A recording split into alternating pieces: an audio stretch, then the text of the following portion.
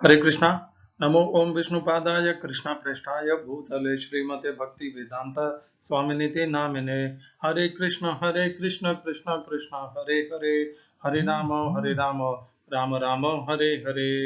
श्रील ऐसी भक्ति वेदांत स्वामी प्रभुपाद की जय। आचार्य महात्मा गांधी जी की जय। भगवद गीता 2020 में आपका स्वागत है। आज की श्लोक संख्या 7वें अध्याय का 16वां श्लोक।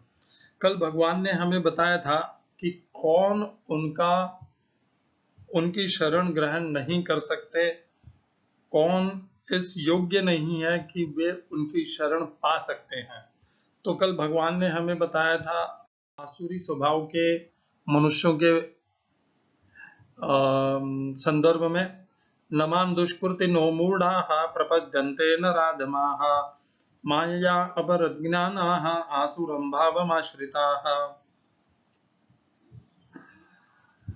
दुष्कृत्य करने वाले मूर्ख और जो अपने आप को अति बुद्धिमान मानते हैं बट है नहीं, और जो घोर भयंकर पाप कर्म में लगे हुए नराधम हैं, वे इन सब का ज्ञान माया के द्वारा हरा जा चुका है और ये आसुरी स्वभाव को प्राप्त हैं। और जो भी मनुष्य आसुरी स्वभाव को प्राप्त होता है वह भगवान की शरण स्वीकार नहीं कर पाता, वह उसके योग्य भी नहीं होता और वह करता भी नहीं है, क्योंकि जो भी आसुरी स्वभाव के मनुष्य होते हैं उनका अहंकार बहुत उच्च स्तर पर होता है। वे नास्तिक होते हैं। आसुरी स्वभाव के लोग वे भगवान के अस्तित्व को ही नकारते हैं। वे मानते हैं कि ये संसार की समस्त वस्तु सामग्री पदार्थ अपने आप ही उत्पन्न हुए हैं, इनका कोई नियंत्रक ना कोई इनका उत्पत्ति करता और न ही कोई इनका नियंता है, ना कोई इनका स्वामी है। और इस प्रकार सब कुछ अपने आप से उत्पन्न हुआ जान करके ये सब कुछ काम इच्छा भोग इच्छा को तृप्त करने के लिए ही उपलब्ध हैं। इस प्रकार वे संसार की वस्तु सामग्री पदार्थ मनुष्य प्राणी सबका हनन करते हैं और अच्छा उनका उत्पीड़न करते हैं। उन्हें यह भान भी नहीं रहता कि उनके उत्पीड़न से क्या कठिनाइयां उत्पन्न हो रही हैं।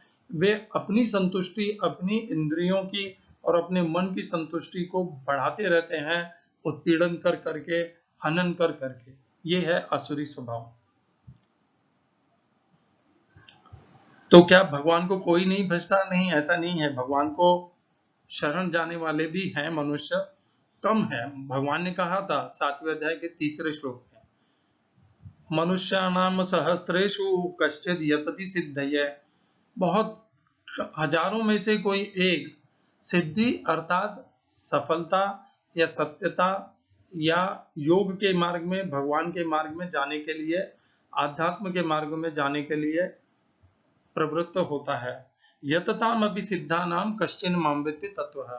उनमें से भी जो सिद्धि के मार्ग के लिए प्रयत्नशील हैं, उनमें से भी कोई एक एक ही भगवान को जान पाता है, बाकी सब आधे रास्ते में ही प्रगति में लगे रह जाते हैं और पूर्ण योग की प्राप्ति नहीं कर पाते और भंवर में ही रह जाते हैं। मार्ग अत्यंत कठिन है परंतु असंभव भी नहीं है। यदि परम पूर्ण पुरुषोत्तम भगवान श्री कृष्ण की प्राप्ति करनी है तो वह मार्ग तो निश्चित कठिन तो होगा ही। क्यों भगवान ने यह इतना कठिन त्रिगुणात्मक माया को बनाया, क्यों ऐसा किया? तो देखिए, हम जब पिता होते हैं, हम जब गुरु होते हैं, तो जब हम शिक्षक या पिता की भूमिका निभाते हैं तब भी हम अपने पुत्र के प्रति बचपन में तो प्यार का, प्रेम का व्यवहार करते हैं। जब वो युवा हो जाता है तब हम उसके साथ सख्ती बरतते हैं कि अब तू परिश्रम कार्यभार में लग और अब तेरी आयु बढ़ गई है, अब तू खेलना कूदना छोड़ दे। तो हम भी अपने पुत्र, जो सबसे हमें प्रिय होता है, उसके प्रति भी कठोर बनते हैं, उसकी उन्नति के लिए, उसके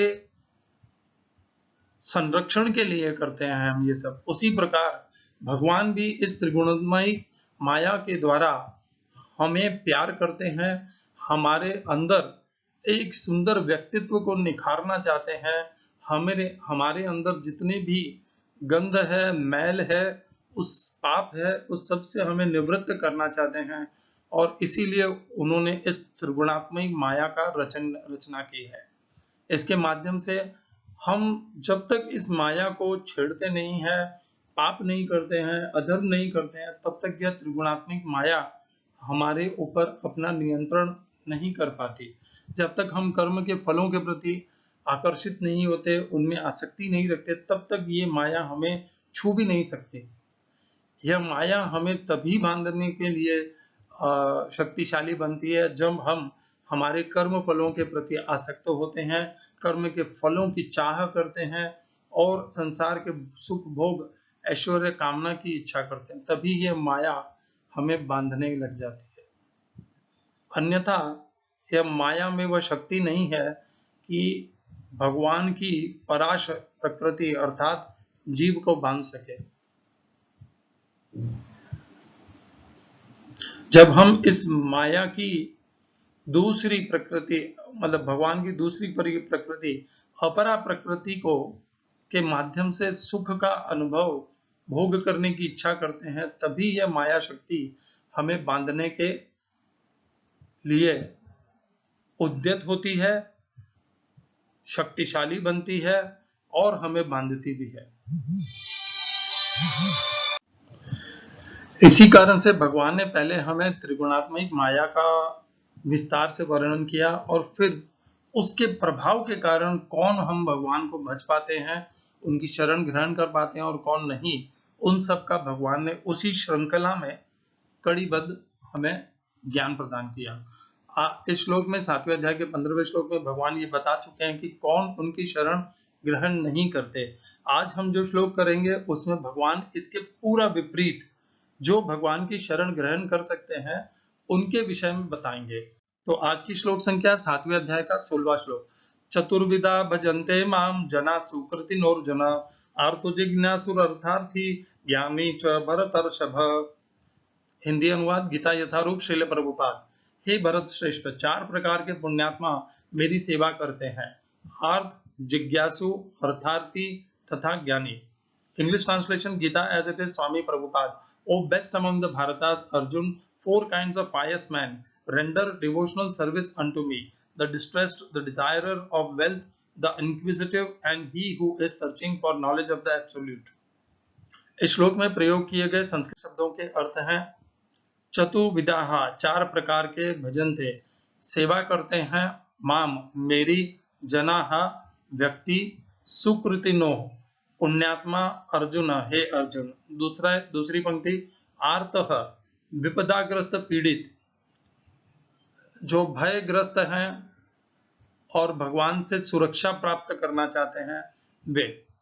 जिज्ञासुर, जो ज्ञान के जिज्ञासु हैं, जानना चाहते हैं कि ये क्या है, ये मैं यहाँ क्यों हूँ, ब्रह्म क्या है, मैं कैसे यहाँ से मुक्त हो सकता हूँ, वे जिज्ञासु हैं। जो तत्व ज्ञान जानना चाहते हैं वे जिज्ञासु हैं।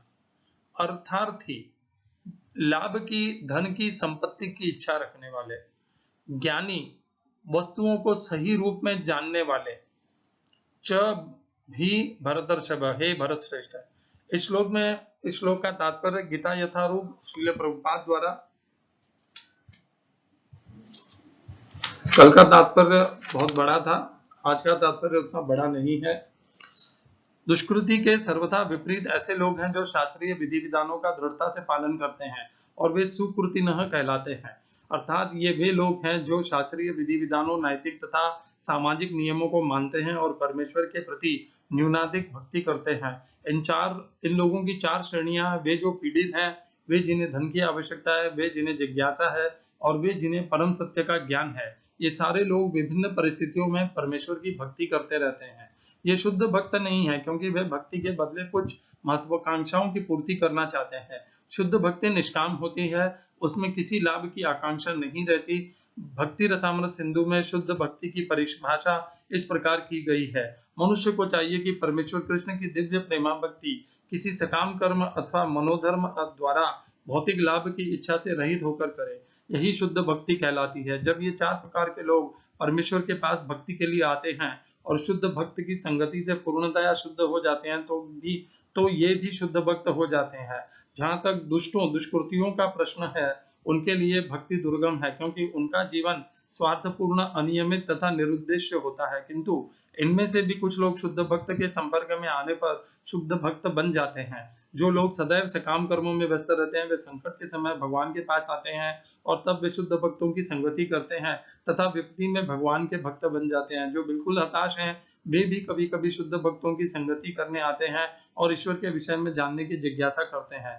इसी प्रकार शुष्क चिंतन जब ज्ञान के प्रत्येक क्षेत्र से हताश हो जाते हैं, तो वे भी कभी कभी ईश्वर को जानना चाहते हैं, वे भगवान की भक्ति करने आते हैं। इस प्रकार ये निराकार ब्रह्म तथा अंतर्यामी परमात्मा के ज्ञान को पार कर जाते हैं और भगवत कृपा से या उनके शुद्ध भक्त की कृपा से उन्हें साकार भगवान का बोध हो जाता है। कुल मिलाकर जब आर्थ जिज्ञासु ज्ञानी तथा धन की इच्छा रखने वाले समस्त भौतिक इच्छाओं से मुक्त हो जाते हैं और जब वे यह भली भांति समझ जाते हैं कि भौतिक आसक्ति से आध्यात्मिक उन्नति का कोई सरोकार नहीं है, तो वे शुद्ध भक्त बन जाते हैं। जब तक ऐसी शुद्ध अवस्था प्राप्त नहीं हो लेती, तब तक भगवान को दिव्य सेवा में लगे भक्त सकाम कर्मों में या संसारिक ज्ञान की खोज में अनुरक्त रहते हैं।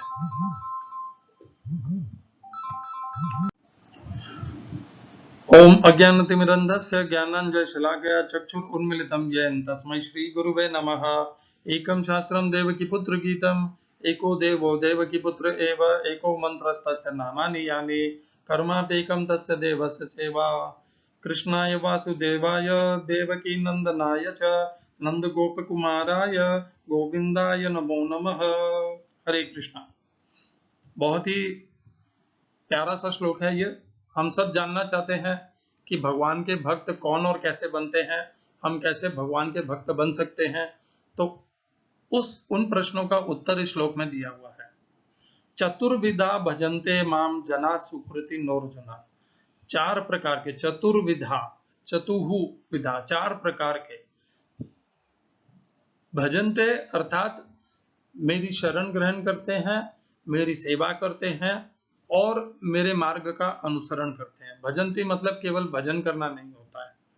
माम मेरा अर्थात भगवान श्री कृष्ण का, परब्रह्म परमात्मा का नहीं, निराकार का नहीं, भगवान का, भगवान श्री कृष्ण के साकार रूप का।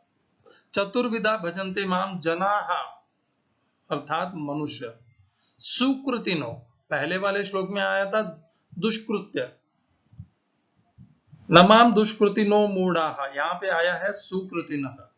तो जो दुष्कृत्य करने वाले हैं वे भगवान को नहीं पाते, परंतु जो सुकृति करने वाले हैं वे भगवान को पाते हैं।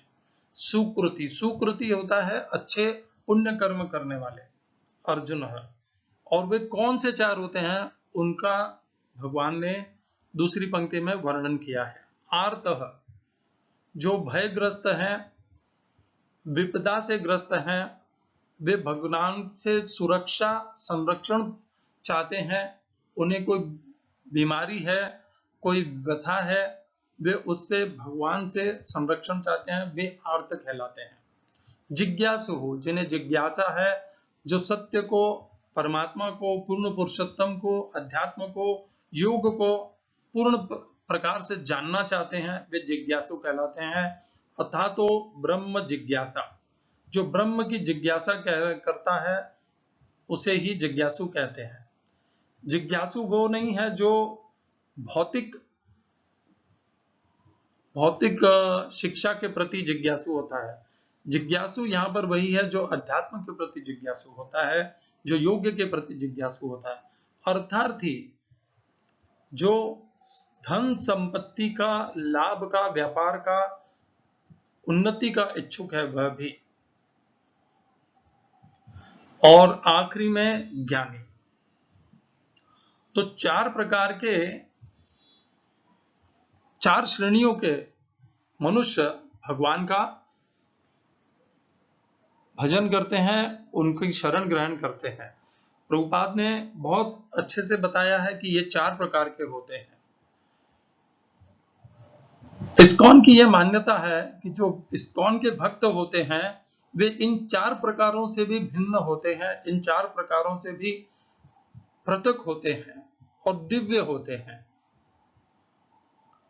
उनकी यह मान्यता का मैं आदर करता हूं, परंतु उनकी यह मान्यता भगवान के इस 7वें अध्याय के 16वें श्लोक के विपरीत है।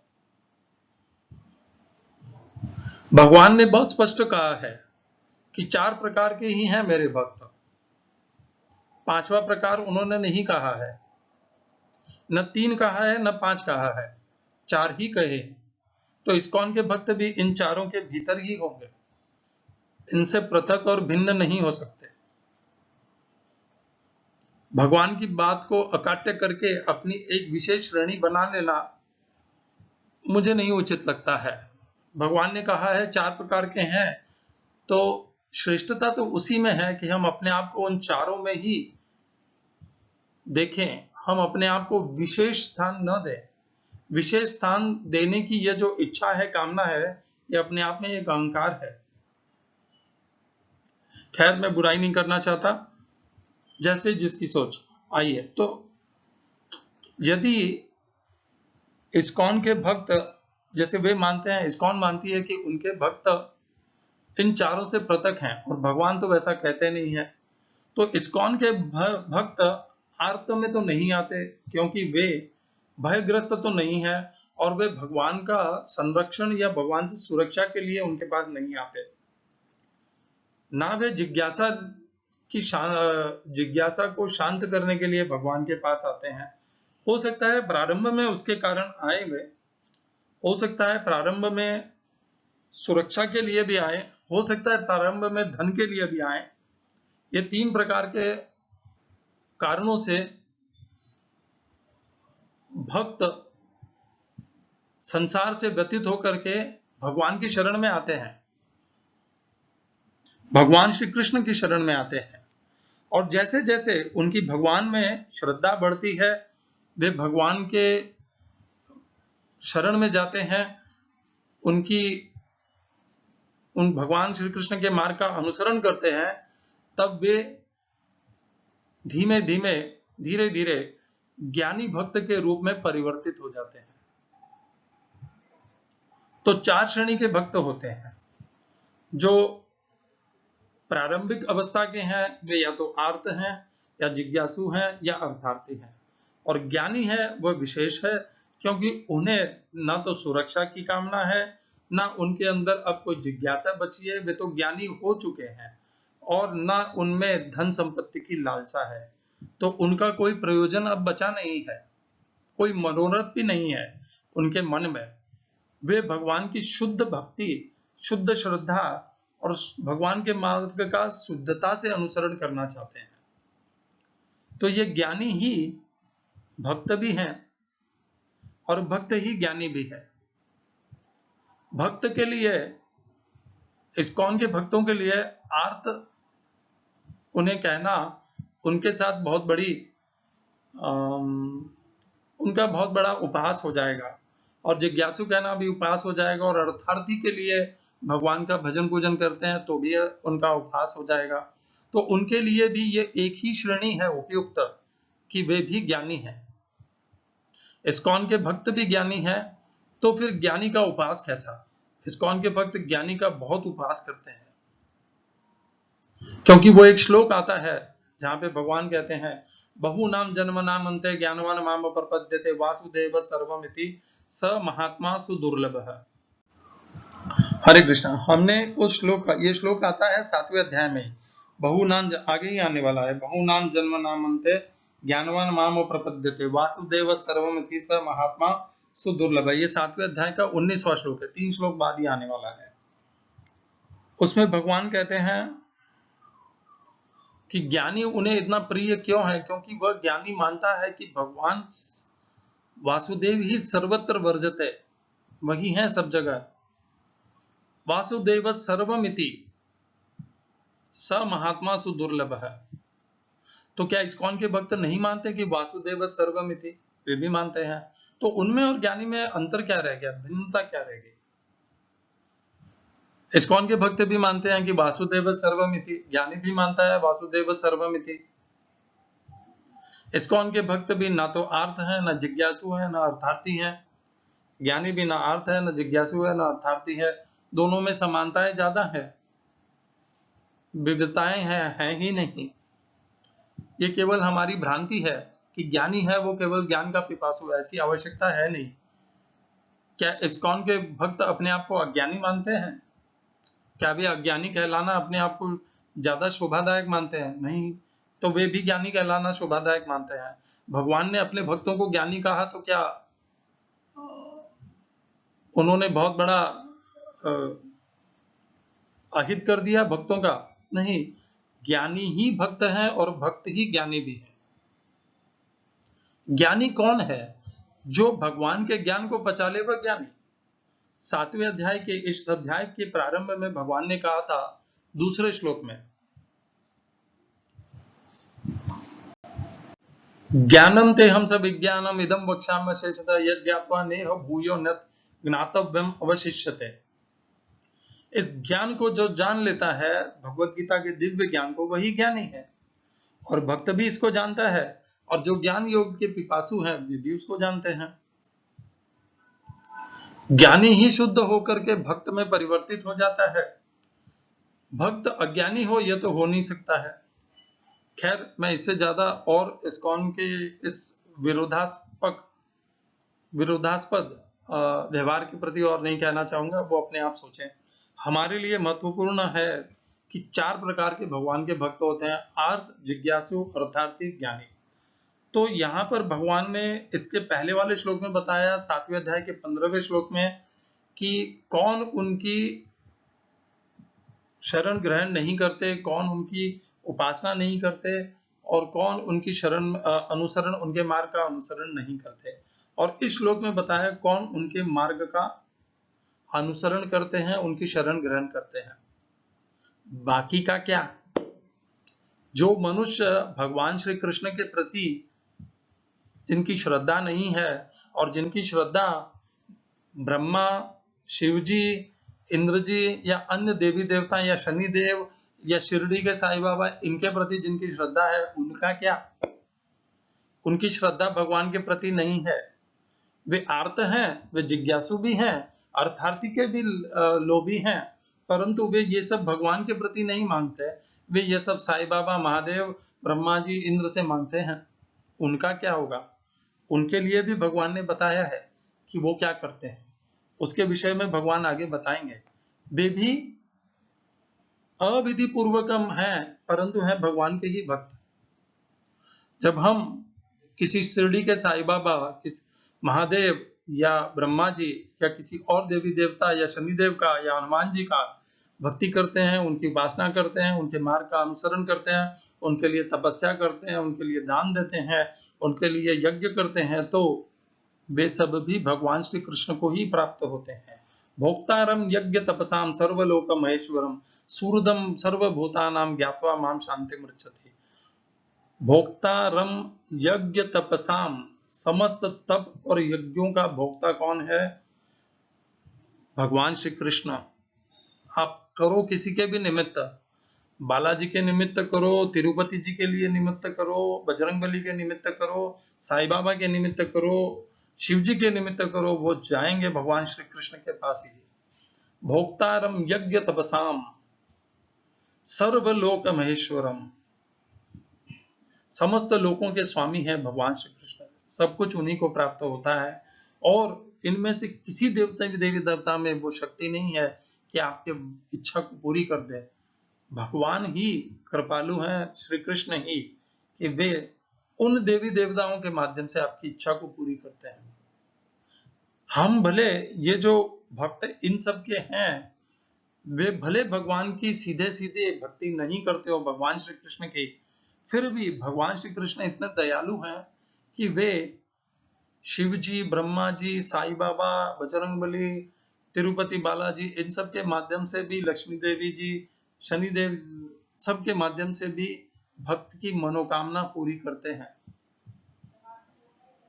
उनमें से किसी में भी यह शक्ति नहीं है कि वह अपने भक्त की मनोकामना पूरी कर सके। भगवान श्री कृष्ण ही उन अविधि पूर्वकम, जो विधि के अनुसार भक्ति नहीं कर रहे, अर्थात अन्य देवी देवताओं की भक्ति कर रहे हैं, उस अविधि पूर्वकम होने वाली भक्ति के भी फल के दाता भगवान श्री कृष्ण ही हैं। यह श्लोक आगे आने वाला है, उसकी मैं आपको श्लोक संख्या बता दूं। ये श्लोक आता है 9वें अध्याय में। ये पेन्न देवता भक्ता यजन्ते श्रद्धयान्विता तेपि मामेव कौन्तेय यजन्ते अविधि पूर्वकम। रूपात का अनुवाद है, हे कुंती पुत्र, जो लोग अन्य देवताओं के भक्त हैं और उनको श्रद्धा पूर्वक पूजा करते हैं, वास्तव में वे भी मेरी ही पूजा करते हैं, किंतु वे यह त्रुटिपूर्ण ढंग से करते हैं। यहाँ पर आ गया ये बात कि त्रुटिपूर्ण ढंग से करते हैं। और जहां तक प्रश्न है कि उनकी इच्छा कौन पूरी करता है, तो उसके लिए भगवान 7वें अध्याय में ही कह देते हैं। जो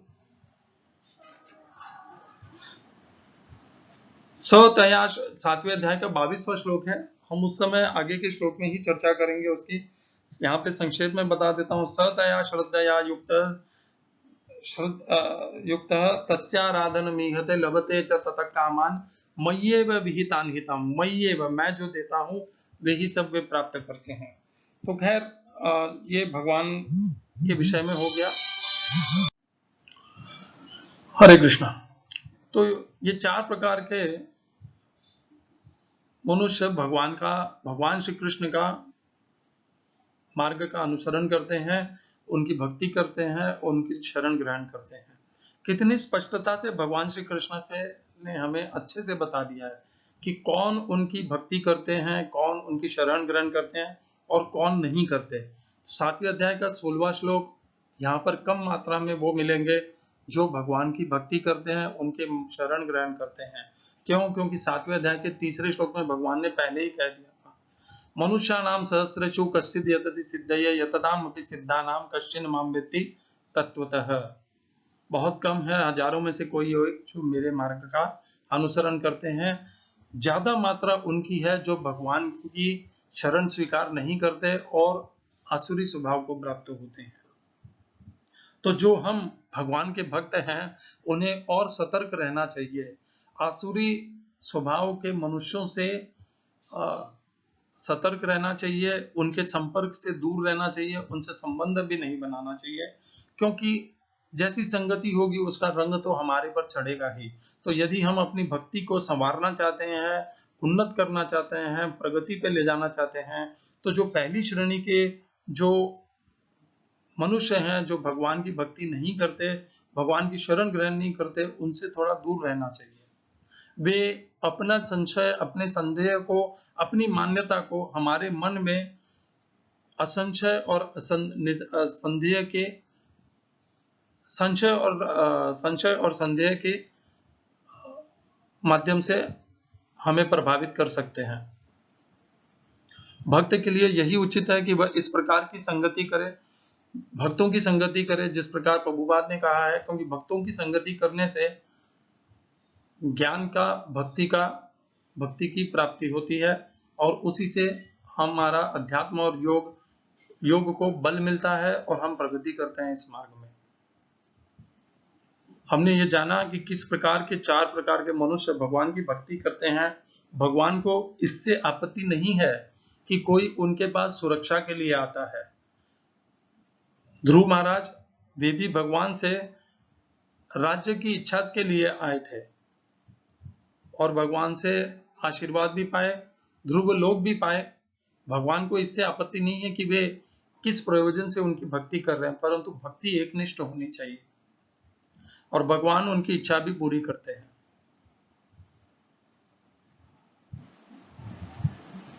जो अर्थ के लिए आते हैं उन्हें अर्थ प्रदान करते हैं, जो जिज्ञासु हैं उन्हें भगवान पूर्ण ज्ञान प्रदान कर देते हैं और जो आर्त हैं उन्हें पूर्ण संरक्षण दे देते हैं। जिसके स्वामी स्वयं भगवान श्री कृष्ण पूर्ण पुरुषोत्तम है, उसे किसका डर उनका अपने आप ही भाग जाता है। हरे कृष्णा। श्रील एसी भक्ति वेदांत स्वामी प्रभुपाद की जय। आचार्य महात्मा गांधी जी की जय। इसी से संबंधित कुछ श्लोक